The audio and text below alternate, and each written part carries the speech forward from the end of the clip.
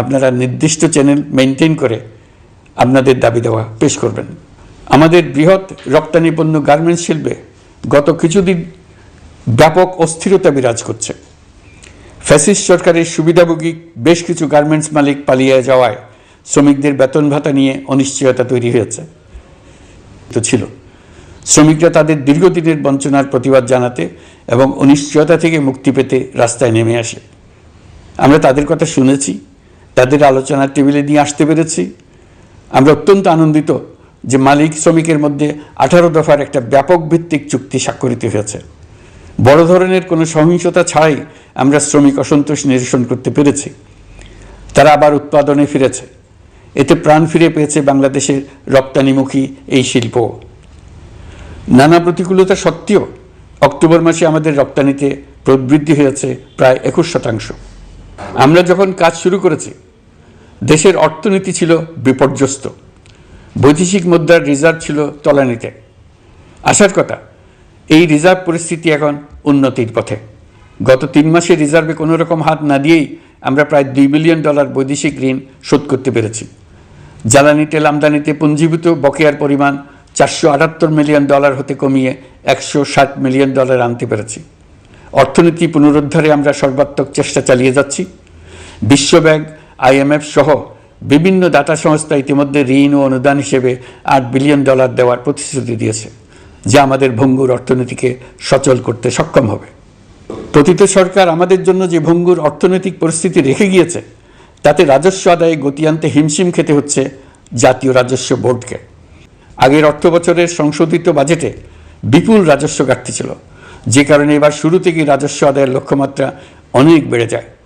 এর ফলে স্বৈরাচার পতনের পরবর্তী 3 মাসে 9.5% রাজস্ব বৃদ্ধির পরেও লক্ষ্যমাত্রার বিপরীতে 23%-এর বেশি ঘাটতি থেকে যায়। রাজস্ব আদায়ের গতি আনতে আমি এখন অনলাইনে আয়কর রিটার্ন জমা দিতে উৎসাহিত করছি। আন্তর্জাতিক সাহায্য সংস্থা, বিশ্বব্যাংক, IMF, UNDP ইত্যাদি প্রধানদের সঙ্গে আমার দীর্ঘ বৈঠক হয়েছে।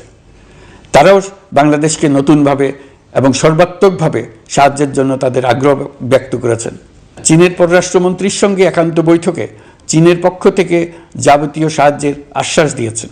বলা বাহুল্য, এখনও আমাদের বন্ধুদের কাছ থেকে যে সাহায্যের আয়োজন হয়েছে তা আসা শুরু করেনি। বন্ধু রাষ্ট্রগুলো শুধু যে আমাদের বড় বড় অঙ্কের সাহায্য দিয়ে আসছে তাই নয়, তারা এই সাহায্য দ্রুততম সময়ে আসা শুরু করবে এই প্রতিশ্রুতিও আমাকে দিয়েছেন। এই সাহায্য আসা শুরু করলে আমাদের অর্থনীতি অত্যন্ত মজবুত এবং আকর্ষণীয় অর্থনীতিতে পরিণত হবে। বিদেশি বিনিয়োগকারীরাও নানা রকম বিনিয়োগে উৎসাহিত হয়ে এগিয়ে আসবে।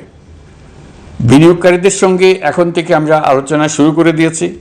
বিশ্বের রাষ্ট্রপুঞ্জের মজলিসে আমরা এখন সম্মানিত এবং প্রশংসিত দেশের অবস্থানে পৌঁছতে পেরেছি। এর কারণে পরাজিত শক্তি নানা কৌশল করেও তাদের দিকে দৃষ্টি আকর্ষণ করতে পারছে না। তারা নানা চেহারা নিয়ে আপনাদের প্রিয়পাত্র হওয়ার চেষ্টা করছে। পরাজিত শক্তির ষড়যন্ত্র থেকে নিজেকে মুক্ত রাখুন, দেশকে মুক্ত রাখুন। এই ব্যাপারে অনড় থাকুন। এমন কিছু করবেন না যা তাদেরকে উৎসাহিত করতে সাহায্য করে। তাদেরকে সকল দিক থেকে নিরাশ করুন। সেটা নিশ্চিত করতে পারলে আমাদের আর কোনো বিষয়ে সংশয় করার প্রয়োজন নেই। সরকারের পক্ষ থেকে আমি নিশ্চয়তা দিচ্ছি, সকল প্রকার সীমাবদ্ধতা সত্ত্বেও আমরা আপনাদেরকে একটা মজবুত অর্থনীতি দিয়ে যাব। ভবিষ্যতে চলার পথকে সহজগম্য করে যাব। নাগরিক অধিকারসমূহ নিশ্চিত করে যাব।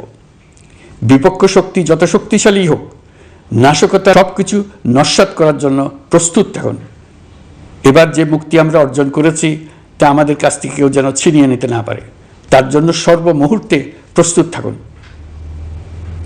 আপনারা জেনেছেন, পতিত সরকার ও তার দোসররা প্রতি বছর দেশ থেকে $12 থেকে $15 বিলিয়ন পাচার করেছে। দুর্নীতি বিরোধী সংস্থা ট্রান্সপারেন্সি ইন্টারন্যাশনাল বাংলাদেশ সম্প্রতি এই তথ্য দিয়েছে। সচিব সহ বিশ্বের অনেক দেশের সরকার প্রধানের সঙ্গে আমার বৈঠক করার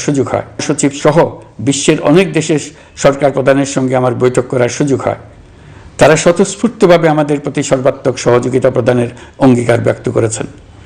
নেপাল, মালদ্বীপ, পাকিস্তান সহ প্রতিবেশী দেশে ফিরে আসার পর এসব দেশের রাষ্ট্রদূত আছেন স্বতঃপ্রবৃত্ত হয়ে আমার সঙ্গে দেখা করে তাদের সরকার প্রধানদের অঙ্গীকার পুনর্ব্যক্ত করে গেছেন।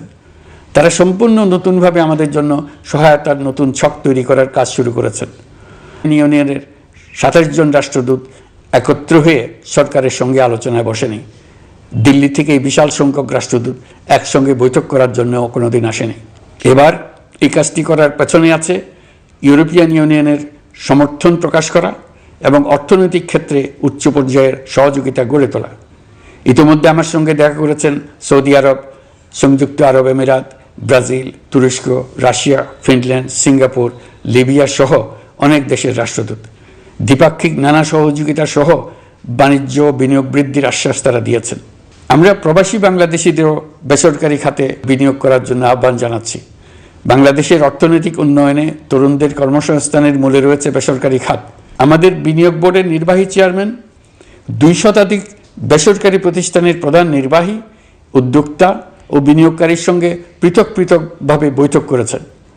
নীতির ধারাবাহিকতার অভাব, সরকারি বেসরকারি পর্যায়ে মত বিনিময়ের অভাব, সরকারি অফিসের জটিল প্রক্রিয়া এবং সর্বোপরি দুর্নীতি বিদ্যমান বিনিয়োগকারীদের সমস্যায় ফেলেছে। বিনিয়োগকারীদের উদ্বেগ নিরসনে আমরা অনেকগুলো কাজ করেছি। ইতিমধ্যে সত্যিকারের ওয়ান স্টপ সার্ভিস চালু হয়েছে। বিনিয়োগ সংক্রান্ত চ্যালেঞ্জ সমাধানে আন্তঃমন্ত্রণালয় কমিটি গঠন করা হয়েছে। বেসরকারি খাতের উপদেষ্টা কাউন্সিল ও ডিজিটালাইজেশনের মাধ্যমে সরকারি অফিসে না এসে প্রয়োজনীয় কর্মসম্পাদনের পদক্ষেপ নেওয়া হয়েছে। বিনিয়োগ উন্নয়ন সংস্থা আমাদের অগ্রগতির বিষয়ে সবাইকে মাসিক ভিত্তিতে আপডেট করে যাচ্ছে। আমরা প্রবাসীদের কল্যাণে কাজ করছি। আমার অনুরোধে সংযুক্ত আরব আমিরাত সাজাপ্রাপ্ত 57 জন সহ অন্যান্য বাংলাদেশিকে মুক্তি দিয়েছে।